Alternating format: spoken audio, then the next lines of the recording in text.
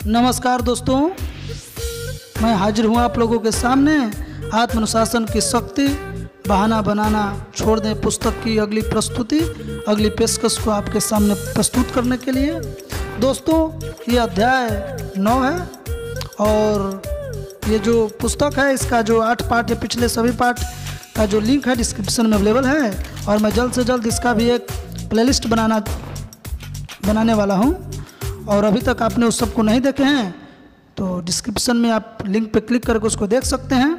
दोस्तों, इस पुस्तक में आप लोगों के साथ आगे बढ़ूं उससे पहले मेरा रिक्वेस्ट यही है कि अभी तक इस चैनल को सब्सक्राइब नहीं किए हैं तो कर लीजिए, घंटी को भी प्रेस कर दीजिए, चैनल को लाइक और शेयर ज़रूर कीजिए।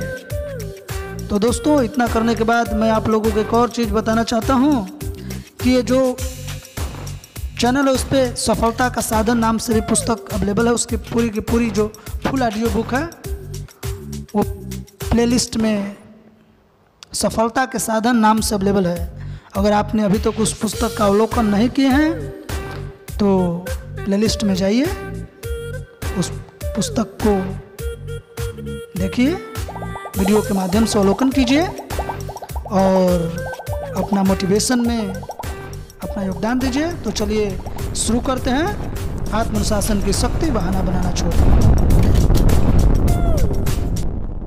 तत्काल माफ़ी मांगी और बड़बड़ाता हुआ तेजी से अपने ऑफिस की ओर चल दिया। उसने दोबारा कभी उस महिला की आलोचना नहीं की। उस महिला ने बाद में मुझे बताया कि वह बॉस के दुर्व्यवहार को कई महीने पहले रोक सकती थी, लेकिन उसमें दृढ़ता से सामना करने की हिम्मत नहीं थी। जैसा एलिनोर रूजवेल्ट ने कहा था, आपकी सहमति के बिना कोई भी आपको हीन महसूस नहीं करा सकता। डर की ओर आगे बढ़ें। जब आप किसी डर को पहचान लेते हैं और उसकी ओर इशारा बढ़ने के लिए खुद को अनुशासित कर लेते हैं तो उस डर का आकार छोटा हो जाता है और उससे निपटना कहीं ज़्यादा आसान हो जाता है। यही नहीं, जब आपके डर का आकार छोटा हो जाता है तो आपका आत्मविश्वास भी बढ़ जाता है। जल्द ही आप डर के शिकंजे से बाहर निकल जाते हैं। इसके विपरीत, जब आप डर उत्पन्न करने वाली किसी स्थिति या व्यक्ति से बचते हैं तो आपके डर का आकार बड़ा हो जाता है। जल्द ही डर आपके विचारों और भावनाओं पर हावी हो जाता है, दिन भर आपको परेशान करता है और अक्सर रातों को भी जगाए रखता है। लीडर्स में 2 प्रकार का साहस होता है। भविष्य दृष्टि लीडर्स या मुखियाओं का सबसे आम गुण है, लीडर्स के पास स्पष्ट भविष्य दृष्टि होती है कि वे अपने संगठन को कहाँ ले जाना चाहते हैं। लीडर्स पूरी स्पष्टता से जानते हैं कि वे भविष्य में किस मुकाम पर पहुंचना चाहते हैं। लीडर्स का दूसरा सबसे आम गुण है साहस। लीडर्स में अपनी भविष्य दृष्टि को साकार करने के लिए आवश्यक काम करने का साहस होता है। उनमें आगे आकर नेतृत्व करने और आगे बढ़ने का साहस होता है। आपको 2 प्रकार के साहस की आवश्यकता होती है। पहला, कार्य शुरू करने के लिए आप में विश्वास की छलांग लगाने का साहस होना चाहिए। जब सफलता की कोई गारंटी न हो और असफलता की काफ़ी आशंका है, कम से कम अल्पकाल में, तो आपको सब कुछ दांव पर लगाने का साहस की जरूरत होती है। अधिकांश लोग जीवन में इसलिए प्रगति नहीं कर पाते क्योंकि सर्वश्रेष्ठ इरादों के बावजूद उनमें पहला कदम उठाने का साहस ही नहीं होता है। आपको जिस दूसरे प्रकार के साहस की आवश्यकता होती है वह है साहसिक धैर्य की। जब पूरे समर्पण के बाद भी आपको कोई परिणाम या पुरस्कार न दिख रहा हो, तब भी आप में डटे रहने, काम करते रहने और जूझते रहने की क्षमता होनी चाहिए। कई लोग किसी नए लक्ष्य की दिशा में कार्य करने का साहस तो जुटा लेते हैं, लेकिन जब उन्हें तत्काल कोई परिणाम निकलता नजर नहीं आता तो वे हिम्मत हार जाते हैं और दोबारा कदम पीछे करके सुरक्षा की ओट में पहुंच जाते हैं। उनमें डटे रहने की शक्ति नहीं होती। डर से सीधे मुकाबला करें। दोस्तों, डर से सीधे मुकाबला करने का हुनर आपको जरूर आना चाहिए। और किसी भी सेक्टर में कदम बढ़ाने से पहले आपके अंदर जो आत्मविश्वास के साथ साथ ईमानदारी का एक स्पष्ट प्रमाण होनी चाहिए। किसी डर से निपटने का एकमात्र तरीका उससे सीधे मुकाबला करना है। खुद को याद दिलाएं कि अस्वीकृति मिस्र की किसी नदी का नाम नहीं है। कई लोग स्वभाववश यह मानने को ही तैयार नहीं होते कि डर उनकी समस्या का मूल जड़ है। वे इसका सामना करने से घबराते हैं, फलस्वरूप वह तनाव, दुख और मनोदैहिक रोग के प्रमुख स्रोत बन जाता है। स्थिति या विपत्ति में सीधे मुकाबला करने का साहस उत्पन्न करें, जैसा कि शेक्सपियर ने कहा था। कष्टों के समुद्र के खिलाफ अपने हाथ चलाएं और उन्हें खत्म कर दें। चिंता डर की हमजोली है। डर और चिंता जुड़वा भाई बहन की तरह होते हैं और साथ साथ रहते हैं। मार्क ट्वेन ने एक बार लिखा था, मैंने जीवन में बहुत सी चीज़ों की चिंता की है जिनमें से अधिकांश कभी नहीं हुई। दोस्तों, ये इंपॉर्टेंट मार्क ट्वेन का कथन है कि मैंने जीवन में बहुत सी चीज़ों की चिंता की है और जिनमें से अधिकांश कभी उनके साथ घटित नहीं हुई। तो जो चीज़ इस तरीके की आप लोगों को अति प्रेरणादायी लगे उसका स्क्रीनशॉट आप ले सकते हैं, उसको नोट डाउन कर लीजिए और चैनल को लाइव सब्सक्राइब करते रहिए और इसको शेयर भी कर दीजिए। तो चलिए आगे देखते हैं। लोग जिन चीज़ों की चिंता करते हैं उनमें से 99% तो कभी होती ही नहीं है, और जो चीज़ होती है उनमें से अधिकांश प्राय इतनी तेजी से होती है कि आपको उनकी चिंता करने का समय भी नहीं मिलता है। आपदा मूल्यांकन रिपोर्ट। जब भी आप किसी स्थिति को लेकर चिंतित हों तो उसके बारे में एक आपदा मूल्यांकन रिपोर्ट तैयार करें। इससे आपका डर और चिंता लगभग तत्काल खत्म हो जाएंगे। इसे अक्सर चिंता उन्मूलक कहा जाता है। आपदा मूल्यांकन रिपोर्ट के 4 हिस्से होते हैं। पहला हिस्सा है चिंता की स्थिति का स्पष्ट विश्लेषण करें। सटीक वर्णन करें कि आप किस चीज़ के बारे में चिंतित हैं। जब आप चिंताजनक स्थिति का पूरी स्पष्टता से वर्णन करते हैं तो प्राय उस स्थिति से निपटने का तरीका तत्काल स्पष्ट हो जाता है। दूसरा हिस्सा है यह पहचाने कि अगर चिंताजनक स्थिति सचमुच निर्मित हो जाए तो बुरे से बुरा क्या हो सकता है। क्या आपकी नौकरी चली जाएगी? क्या आपका संबंध टूट जाएगा? क्या आपका पैसा डूब जाएगा?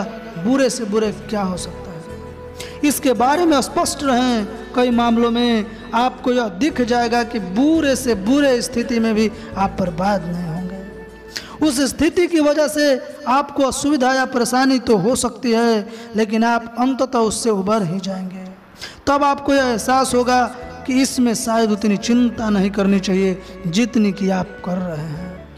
तीसरा हिस्सा है सबसे बुरे संभावित परिणाम को मानसिक रूप से स्वीकार करने का संकल्प लें। खुद से कहें, देखिए अगर ऐसा हो भी जाए तो मेरी जान नहीं जाएगी, मैं आगे बढ़ने का कोई न कोई तरीका खोज ही लूँगा।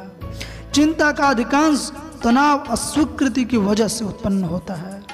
जब हम सबसे बुरे संभावित परिणाम को स्वीकार नहीं करना चाहते, लेकिन जब आप सबसे बुरे संभावित परिणाम को स्वीकार करने का संकल्प कर लेते हैं, यदि यह हो जाए तो आपकी सारी चिंता और तनाव गायब हो जाता है।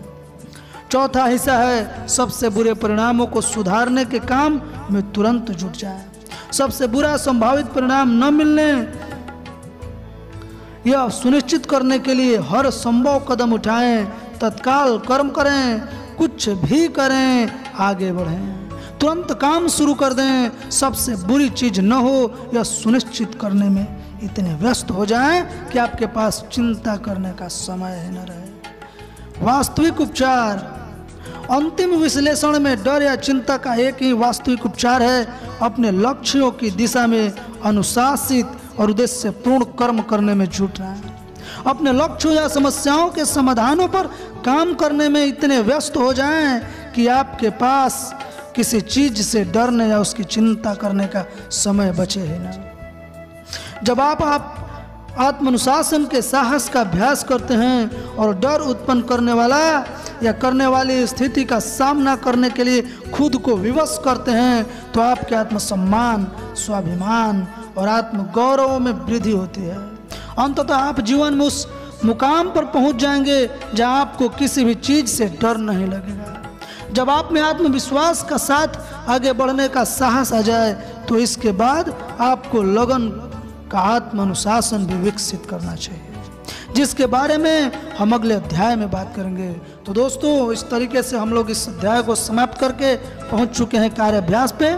कार्याभ्यास को जल्दी से देखें, उससे पहले चैनल को अगर अभी तक सब्सक्राइब नहीं किए हैं तो कर लीजिए, इसे लाइक और शेयर करना भी नहीं भूलिए। तो चलिए देखते हैं कार्याभ्यास। कार्याभ्यास नंबर 1 है, इस वक्त जीवन में अपने 3 सबसे बड़े डरों को पहचाने। वे कौन हैं और वे कौन कौन से हैं। दूसरा है, यह तय करें कि यदि सफलता की पूरी गारंटी हो तो आप इसमें से प्रत्येक स्थिति में क्या करेंगे, आप कौन से कार्य करेंगे।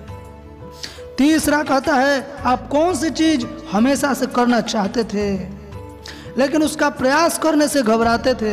यदि आपको सफलता की गारंटी दे दी जाए तो आप क्या भिन्न करेंगे। जीवन और कामकाज के किन 3 क्षेत्रों में आपको असफलता और नुकसान का डर सबसे ज्यादा लगता है। आप इन डरों का सामना करने और उन्हें खत्म करने के लिए कौन से कदम तत्काल उठा सकते हैं। जीवन में किन 3 क्षेत्रों में आपको आलोचना, अस्वीकृति और शर्मिंदगी का सबसे ज्यादा डर लगता है। आप इनका सामना कैसे कर सकते हैं और इनमें उनसे कैसे उभर सकते हैं। अगर आपको पक्का पता हो कि आप असफल हो ही नहीं सकते तो आप अपने लिए कौन सा बड़ा लक्ष्य तय करेंगे। अगर आपके पास बैंक में $2 करोड़ हो और केवल 10 वर्ष की जिंदगी शेष बची हो तो आप जीवन में क्या भिन्न करना चाहेंगे। तो दोस्तों, इस तरीके से हम लोग अध्याय 6 को समाप्त करके पहुंच गए अध्याय 7 पे।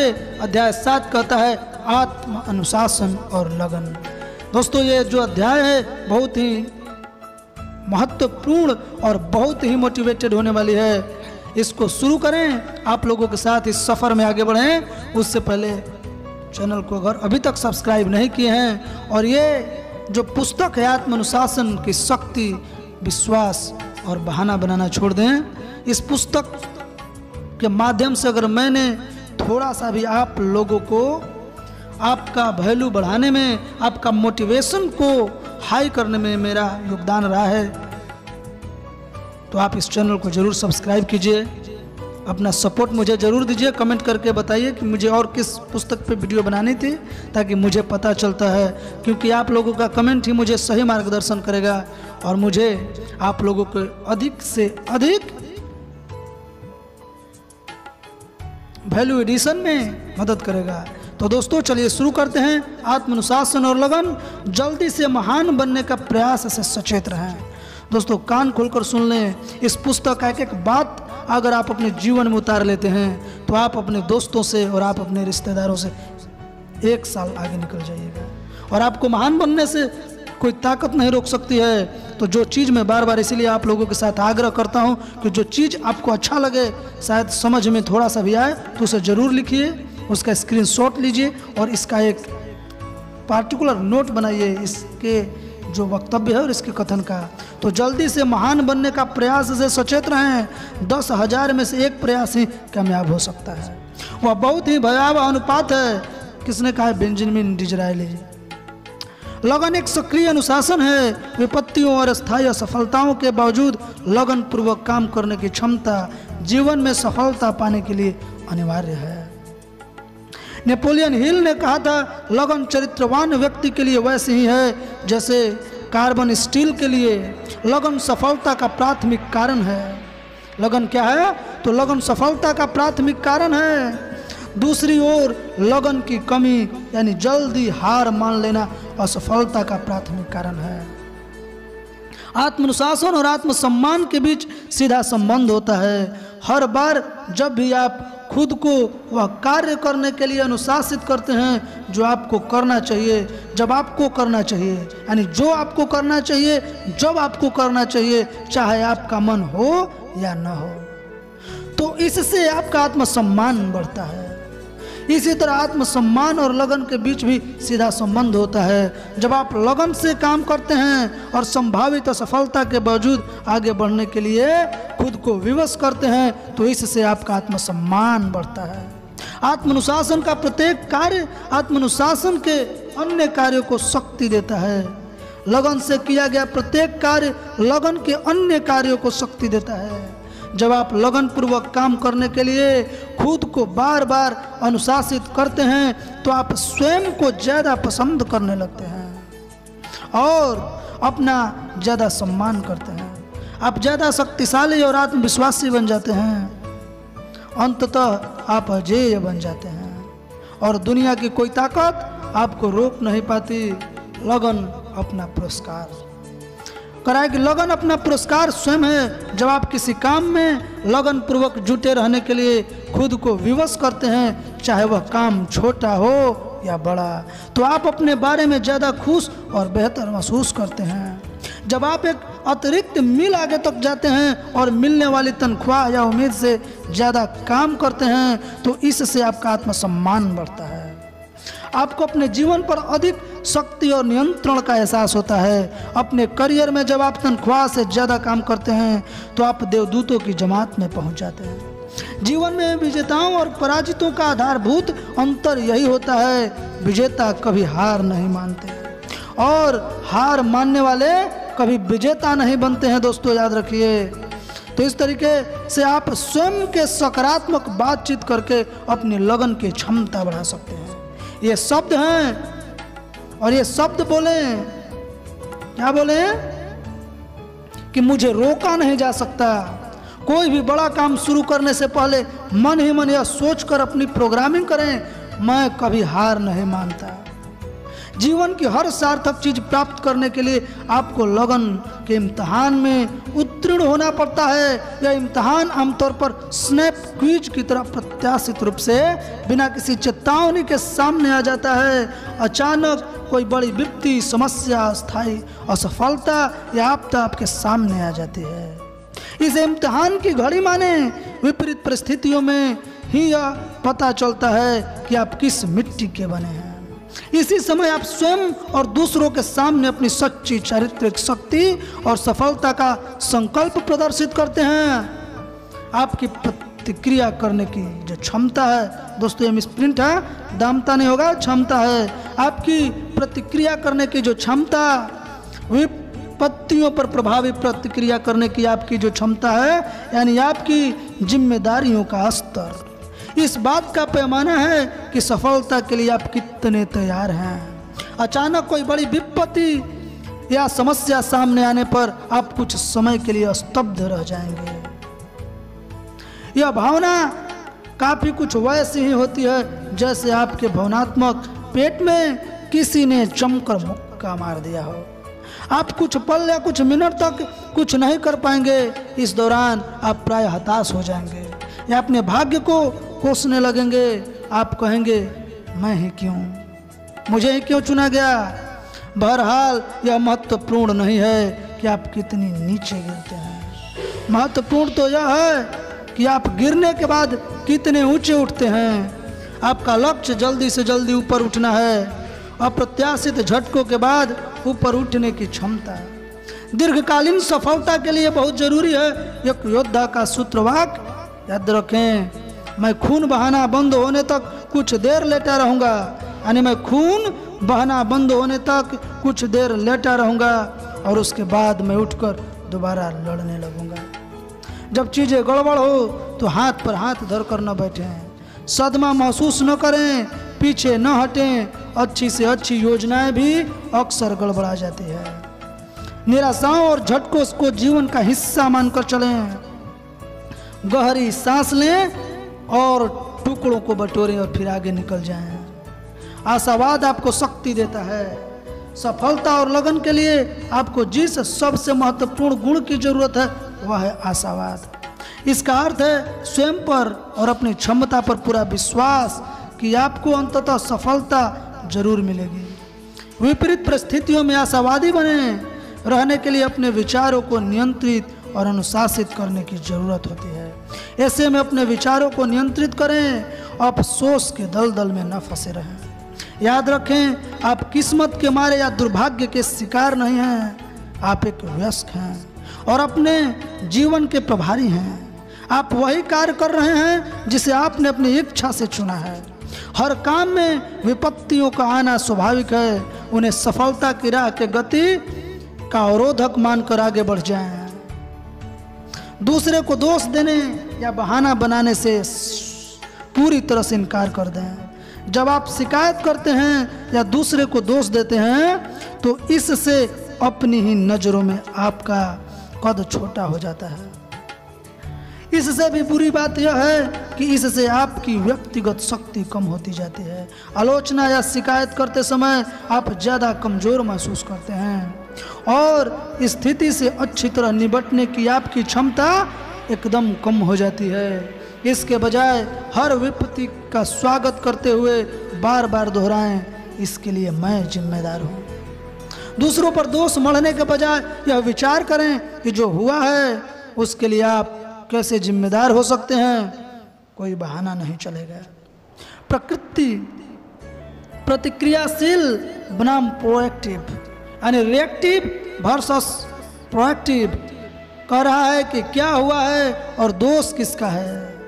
यह सोचने के बजाय इस बात पर ध्यान केंद्रित करें कि इसका समाधान क्या है और इसे इस वक्त क्या किया जा सकता है, क्या गलत हुआ और दोष किसका है। यह विचार करने के बजाय यह सोचें कि आप स्थिति को ठीक करने के लिए कौन से कार्य कर सकते हैं। दोस्तों, आशावादी बने रहने के लिए हर स्थिति में अच्छाई खोजें। जब आप अच्छाई खोजेंगे तो आपको कोई ना कोई अच्छी चीज मिल ही जाएगी। जिसके अलावा अच्छी चीज खोजने से आप अपने चेतन मन पर भी काबू पा लेंगे। ध्यान रहे, आपका चेतन मन एक समय में केवल एक ही विचार रख सकता है। इसलिए सकारात्मक और आशावादी बनकर आप तुरंत उसे पूरी तरह नियंत्रण में ले लेंगे। हर समस्या, मुश्किल में छिपे मूल्यवान सबक को खोजें। आप पर आई विपत्ति में एक या उससे अधिक सबक छिपे होते हैं जिन्हें सीखकर आप भविष्य में ज़्यादा सफल हो सकते हैं। सफल और असफल लोगों में बुनियादी अंतर यह है कि विपरीत परिस्थितियों में असफल लोग अपनी किस्मत को दोष देते हैं, किस्मत को दोष देने लगते हैं, जबकि सफल लोग भविष्य के लिए उपयोगी किसी मूल्यवान सबक की तलाश करते हैं। उपहार की तलाश करें। नॉर्मन विंसेंट पील ने कहा करते थे, क्या कहते थे कि ईश्वर जब आपको कोई उपहार भेजना चाहता है तो वह इसे समस्या में लपेट कर भेजता है। यानी ईश्वर जब आपको कोई उपहार भेजना चाहता है तो वह इसे समस्या में लपेट कर भेजता है। ईश्वर आपको जितना बड़ा उपहार भेजना चाहता है वह उसे उतनी ही बड़ी समस्या में लपेटता है। समस्या पर ध्यान केंद्रित करने के बजाय उपहार की तलाश करें। आश्चर्यजनक बात यह है कि यह आपको हमेशा मिलेगा। यही नहीं, कई बार तो उपहार या मूल्यवान सबक समस्या की तुलना में बहुत ज़्यादा मूल्यवान हो सकता है।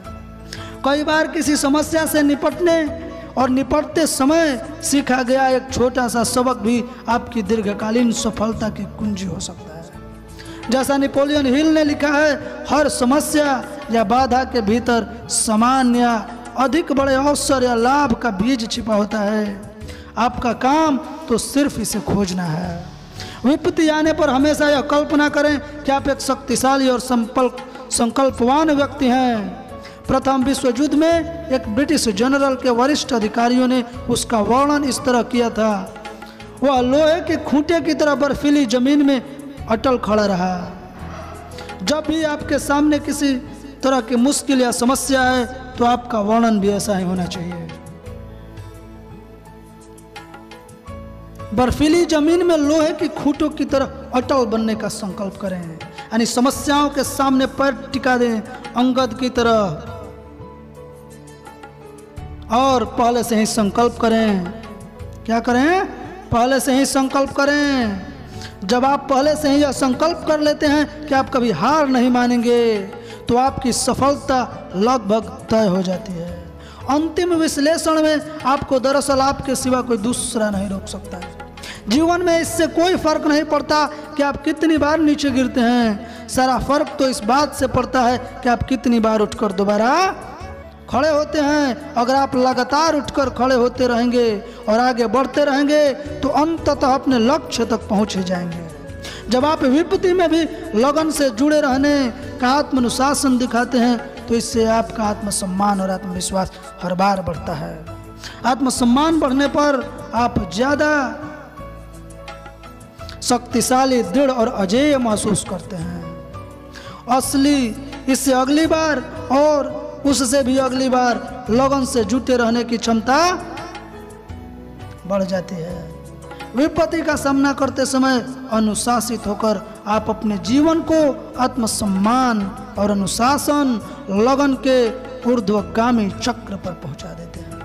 फलस्वरूप आप प्राकृतिक शक्ति की तरह अजेय बन जाते हैं, जिसे सफल होने से कोई रोक ही नहीं सकता।